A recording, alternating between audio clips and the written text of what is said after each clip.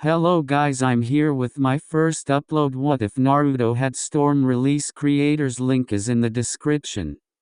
Ch1 Storm awakens. It was nighttime in the village, hidden in the leaves, and a boy with sun-kissed hair and bright orange clothes was reaching out to his teacher, brother, father figure Iruka Umino.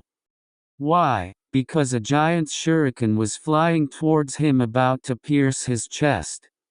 Iruka-sensei. A bright flash followed by a loud clash sounded off, and next thing everyone sees is Naruto with smoking hands and the ashes of the giant shuriken on the ground in front of Iruka. A moment of silence was in the clearing until it was broken by the blonde, who spoke in a confused tone. Did I do that?" He looked toward Iruka to see him with wide eyes looking back at him. "And Naruto, why you just shot lightning?" Mizuki, in shock at what happened, looked at Naruto with shock. He shook his head and shouted at the blonde. "I don't care what you shot, I'm still going to kill you and Iruka," he screamed with rage in his eyes. Naruto, knocked out of shock by Mizuki's outburst, hardened his gaze and responded, "For your crimes against the leaf you shall die today." As he says that, he makes a cross sign with his fingers and shouts Shadow Clone Jutsu. Next thing everyone sees is a massive cloud of smoke and 1,000 clones in bright orange with serious faces with arms out. "Now die," they all say in unison, sending chills through Mizuki's body. They all shoot lightning blasts out from their hands, and the screams of Mizuki echo through the whole clearing for 5 minutes straight. When Naruto was finally done, there was nothing left of the traitor, not even ashes. Naruto hunches over and pants heavily, then notices Iruka still with wide eyes. "Iruka-sensei, are you okay? Do you need me to help you with anything?" This finally snaps him out of his daze. "Naruto, close your eyes for a sec." The blonde responds, "I don't know how that will help you, but okay. Okay, you can open your eyes now." Naruto, he did so only to notice Iruka was missing his headband, and he reached to his forehead only to feel metal and soft cloth. He shed a couple tears and gave Iruka a hug. "Thank you, Iruka, for everything. You've always been there to help me even when no one else would. You're the only person plus the Ichirakus to know my real self." This causes Iruka to smile warmly. "So does that mean you will stop hiding yourself from everyone and step into the dark side?" This causes them both to chuckle. A squad of Anbu appear out of nowhere, and an Anbu with a cat mask and purple hair walks forward. "Uzumaki-san, Umino-san, the Hokage wishes to speak with you." This causes Iruka to sigh and Naruto to scowl. Next, the Anbu walks up to them and places a hand on their shoulder and shunshin away. "XXX. Thank you, Anbu, you can leave us now." "Yes, Hokage-sama." With that, they all leave, allowing him to focus his attention on the duo in front of him. "Naruto-kun, the scroll please," he asks with a kind smile which pisses Naruto off. Naruto throws the scroll at him aggressively, which causes Anbu to come out and point their weapons at him. "We have a lot to talk about, old man." Unbothered by the four Anbu with weapons at him. "Yes we do, Naruto-kun." "Anbu, leave us." "So what do you want to ask first? When did you plan on telling me I had the nine-tailed fox seal inside of me?" he says with an angry face, leaking little amounts, killing intent out, but enough for both of the men to know he is serious.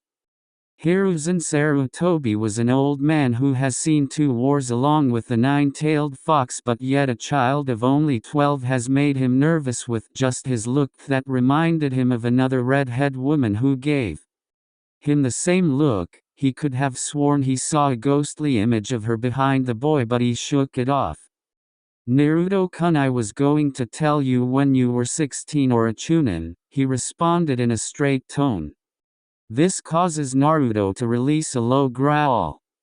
When I'm 16 or Chunin, are you kidding me? I already failed 3 times and I'm 13. You should have told me when I wanted to become a ninja, or maybe even when I asked you why everyone hates me. Don't even tell me this was a secret when the whole village knew about it except me, he screams, releasing even more ki enough to make the Hokage sweat and Iruka to gasp in shock. Naruto-kun, you have to understand it was for your own sake. Don't even say safety. The villagers would still break into my house and beat, but what do you say? The villagers are just confused and angry right now. Forgive them. No, they didn't forgive me for something I didn't even do, so I will not forgive them, and if they want to try to hurt me again, they will be put down for attacking a ninja off the leaf. Through this declaration, his eyes turn red for a moment, enough for only the Hokage to notice and fear that the seal was breaking. You owe me, old man. The old Hokage just sighs sadly and gives in to his demands. Fine, Naruto-kun, what is it you want? I want you get your act together and start acting like a Hokage and not some helpless old man who gives in to anyone's demands. You run the village, not anyone else. This causes a little fire to come back to the old fire shadow. I also want you to postpone the team selections for a week so I can have time to master my new strange power. It's called a bloodline. You would know that if you were not sleeping in class, Iruka says with a cheeky smile on his face. This causes a tick mark to appear to Naruto's head. Naruto then turns and gives Iruka a foxy smile that unnerves him a bit. Crispy Iruka coming up. Naruto put out his hands and blast Iruka, which cause him to scream out in pain, and bright lights in the Hokage office which makes the old man and Anbu sweat drop. Now, old man, just tell me a secret training ground to train in and I will be back sometime later, which causes bigger sweat drops to appear. Right, training ground 44, but be careful, it is dangerous and is called the Forest of Death. Don't worry, nothing can stop this ninja from becoming the best. This caused the old man and slightly smoking Iruka to smile.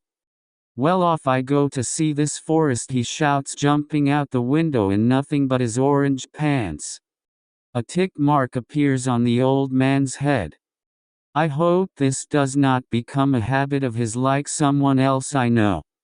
XXX. You know, I think I should have listened to the old man. This place is dangerous. I've already killed a giant bear, 3 tigers, and is that a snake? What Naruto sees is a snake the size of a 2-story house. Without thinking, Naruto runs up a tree to get a better vantage point.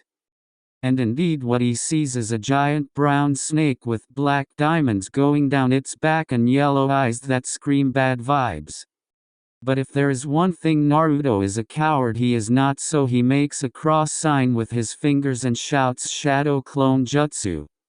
A puff of smoke and a clone of Naruto is next to him. Okay buddy, let's send this snake packing. They raise their hands to the sky and let out a mighty roar, and a huge bolt of lightning strikes the snake, causing mass damage and crater 20 feet wide and 3 inches deep destruction. Ha, we showed that snake, didn't we? We sure did, boss. But before they could celebrate too much, a kune to the clone's head and it puffs in smoke while another slices his cheek, letting some blood fall. Someone appears behind him, pressing something soft against his head, pushing his body against the women if he had to guess. Then a voice follows. That was pretty awesome, Gaki. You really did a number on this area, and you even beat my snake with 1 strike. I think that deserves a reward, she says in a flirty tone while licking blood off his cheek, which makes him blush, much to the mystery woman's amusement. WWW, what are you doing, lady? Let me go. No, that's not how you ask for things, is it? She says in a wistful way. Can you please let me go, miss? He says, still blushing. No, I don't think so. You'll be my little pillow for tonight, and you're already undressed. Should I follow your lead? She says, teasing him even more. Wait, I don't even know your name, he says, turning red from the woman. Right, I'm Anko Materashi, she says in a cheerful tone. I am Naruto Uzumaki, he says, still blushing, finally wiggling out of her grasp. Finally able to see her, and what he sees makes him blush even more. Anko is an average-sized woman, with light brown pupil-less eyes. A young woman who was a slender frame made for speed and dodging while still keeping her womanly charms, which she has a lot of. D-cup breast and a beautiful heart-shaped face, and smile similar to his.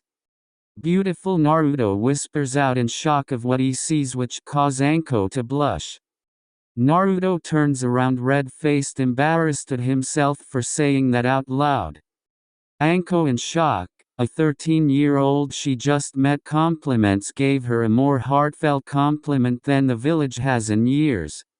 Oh yeah, my plushie for the night. She walks up behind him and grabs him by the waist and snuggles against his whiskers, which causes him to purr. They both pause and look at each other, eyes wide. Kawaii, you're going to be my little fox plushie for life, she says, pushing his head into her valley. Fox plushie, not surprised she knows about the fox, but plushie for life, I don't mind if I can stay in her. No, I am not a pervert. Naruto jumps out of her arms, red-faced, with his fist up in a fighting stance. If you want me, you'll have to take me dead. Bring it on, Gaki, you are gonna regret that. They disappear in a comical cloud of smoke, punching, kicking, and biting, and a few lightning bolts. A few seconds later, Anko is standing with a shirtless Naruto over her shoulder with swirls in his eyes. While she has her ponytail frizzled thanks to the lightning bolts. Ha, Gaki will never beat me, let's get him back to my place so we can cuddle. Ya know, for a kid who's 13 he has a nice body, I mean look at his six-pack and lean body, QQQ, he'll be a lady killer in a few years, better get him while I can.